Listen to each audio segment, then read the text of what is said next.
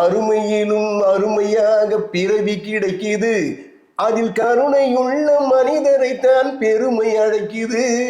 ஒன்று உருப்படியாய் செய்து வைத்தால் சரித்திரம் பிறக்கும். நமது சரித்திர நாயகன் பொன்மன செம்மல் புரட்சி தலைவர் எம்ஜிஆர் அவர்கள் சபாஷ் மாப்பிள்ள திரைப்படத்துல நடிச்சுக்கிட்டு இருக்கும்போது அவருடைய மாட்டுக்கார வேலன், அன்னமிட்ட கை போன்ற திரைப்படங்களுக்கு உரையாடல் எழுதிய அண்ணன் ஏ.எல். நாராயணன் அவர்கள் அவரது அருகிலே இருக்கிறார். ஷூட்டிங் நடந்துகிட்டு இருக்கு.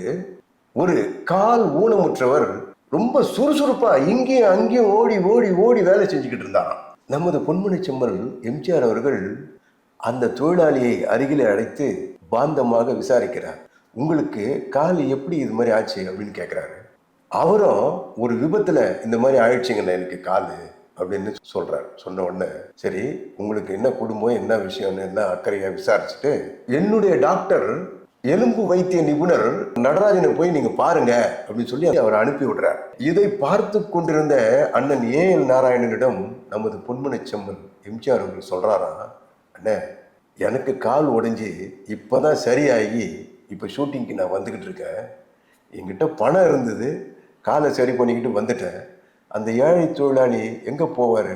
குடும்பத்தை நடத்தணும், குழந்தைங்கள பார்க்கணும், சோறு போடணும். அதனால் ஊனமுற்ற காலோடு வந்து வேலை செய்கிறாரு. அதனால தான் நான் டாக்டர்கிட்ட அனுப்பி வச்சேன்.